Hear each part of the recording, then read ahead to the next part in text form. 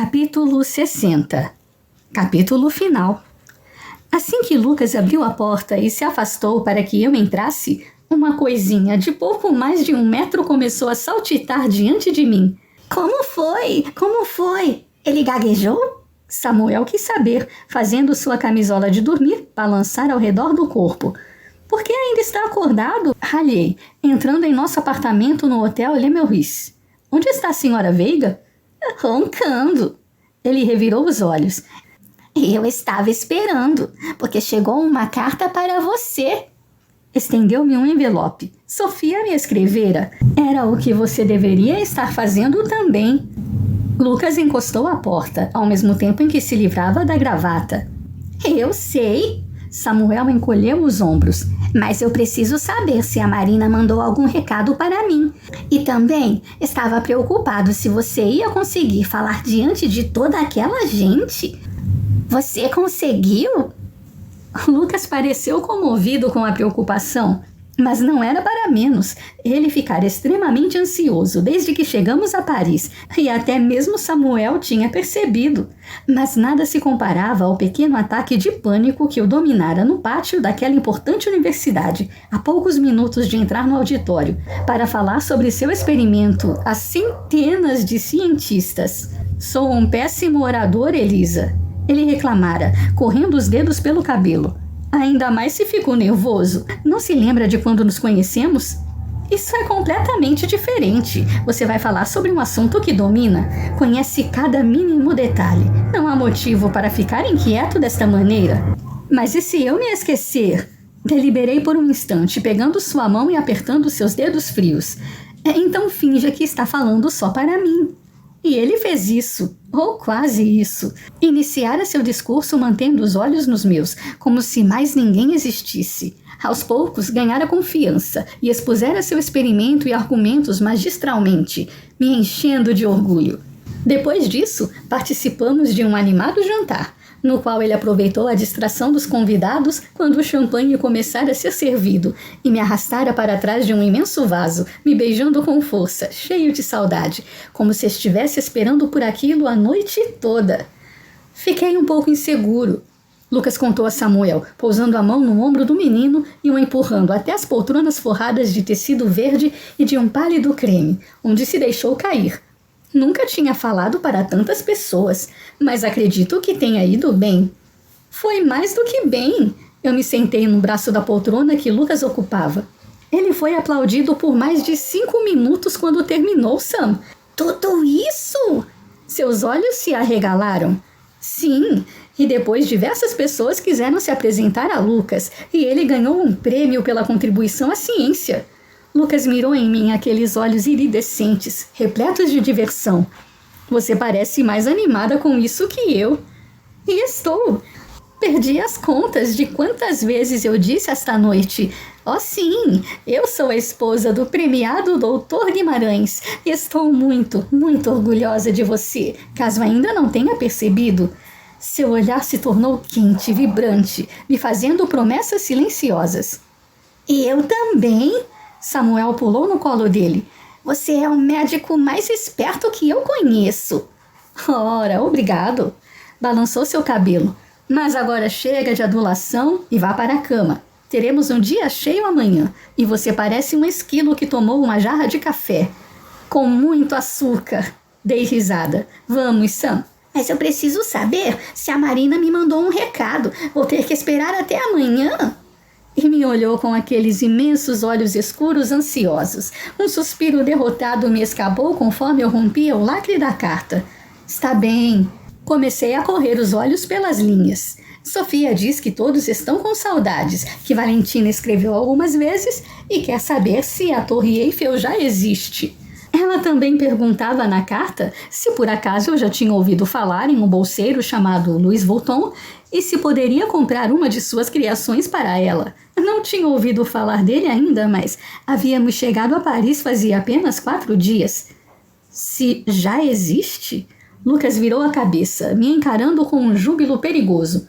Sua cunhada sempre faz esse tipo de comentário. Se já existe ou se ainda não foi inventada tal coisa. É bastante curioso. Como se ela soubesse o que irá acontecer. Oh, oh.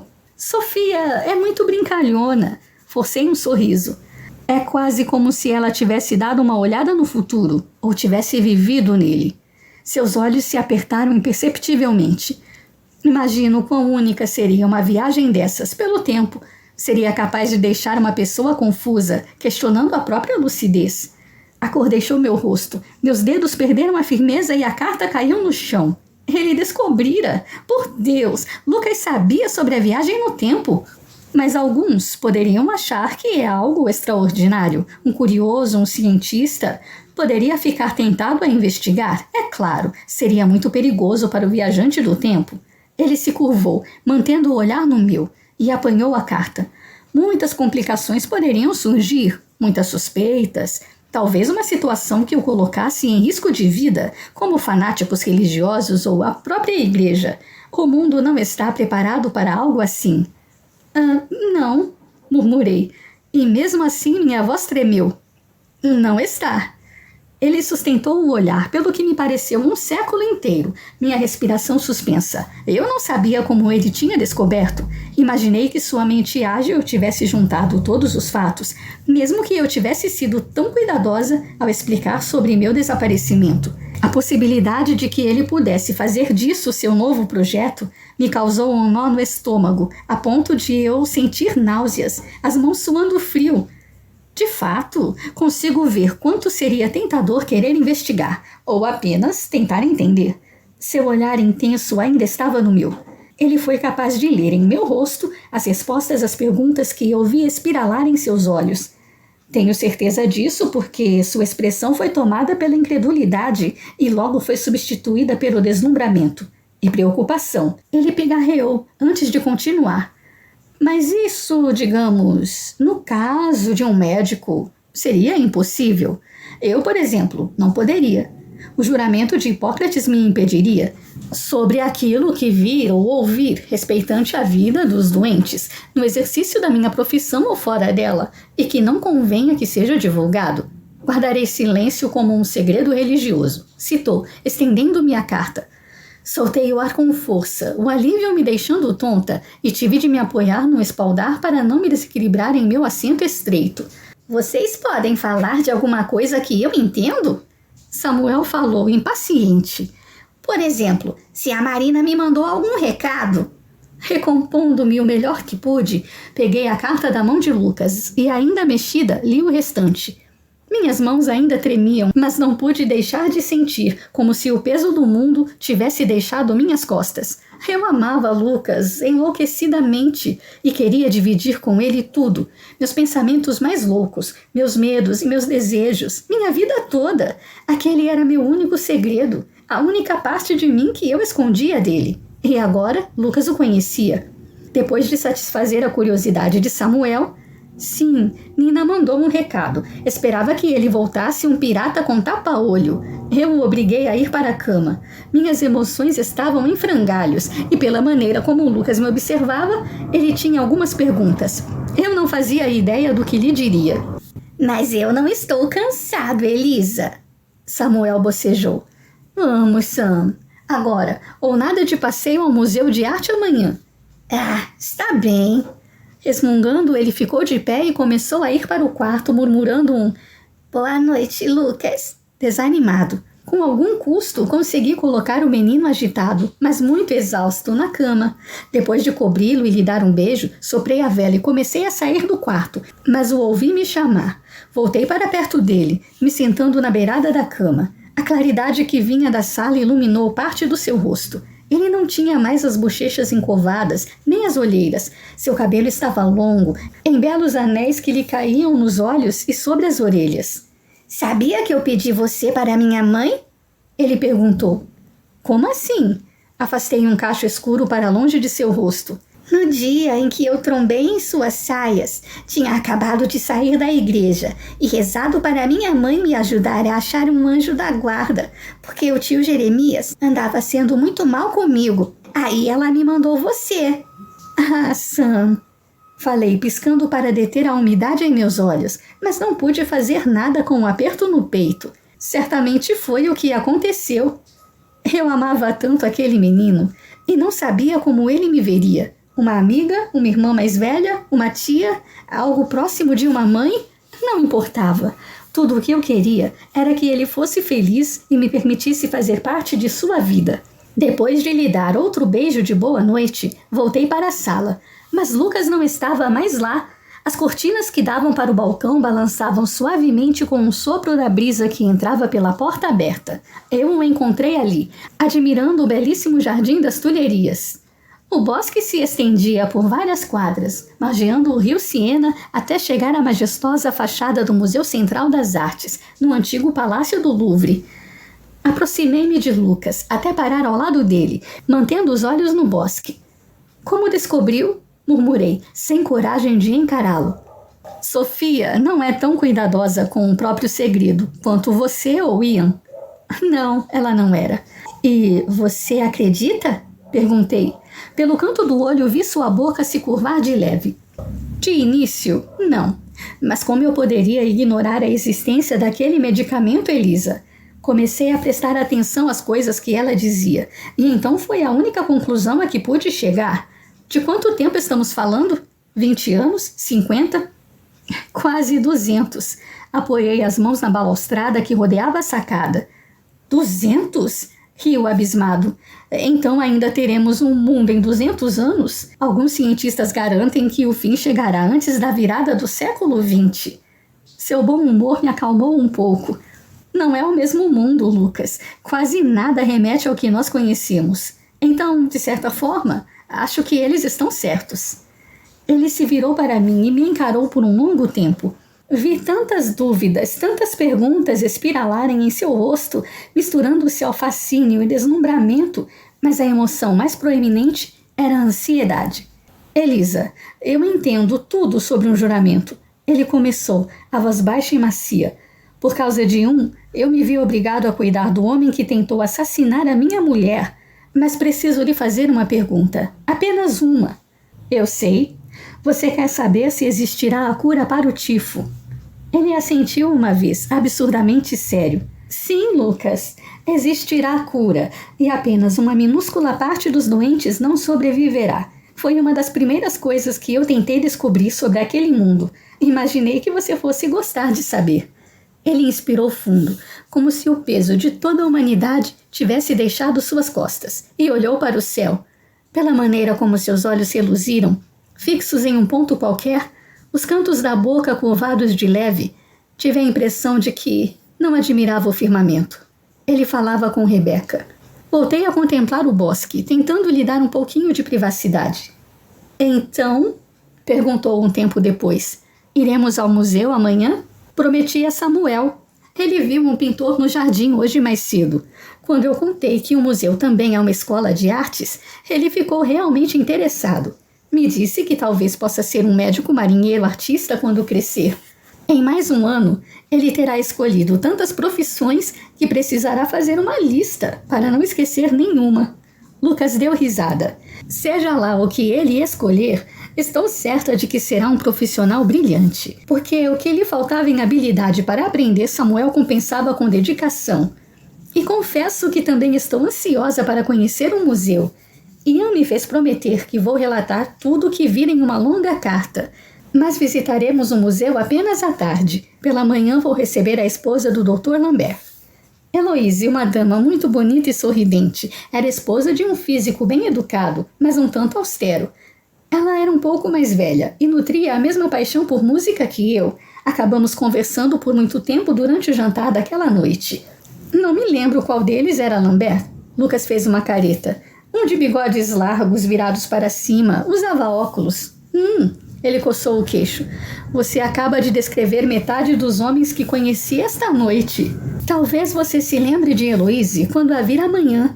Ela me contou que anda com problemas na alfabetização do filho. O Dr. Lambert está um tanto frustrado e quer mandar o menino para o internato. Acha que ele não corresponde às expectativas porque a educação não é adequada. Por tudo que Heloise me disse, tive a impressão de que o garoto tem a mesma dificuldade de Samuel para compreender a palavra escrita. Vou explicar os jogos e brincadeiras que Sam e eu criamos. Quem sabe pode ajudá-los também. Esticando o braço, Lucas me puxou para perto, o sorriso tão largo que quase lhe chegava às orelhas. Tem alguma ideia do quanto estou orgulhoso de você, Elisa? Nesta noite você falou com toda aquela gente, com uma desenvoltura que me causa inveja. Seu francês é tão bom que tive de explicar para mais de uma pessoa que você não é francesa. Sua alegria quebrou a seriedade monótona que sempre aparece quando dois homens da ciência se juntam. E todos os avanços que fez com Samuel, meu Deus, é inacreditável.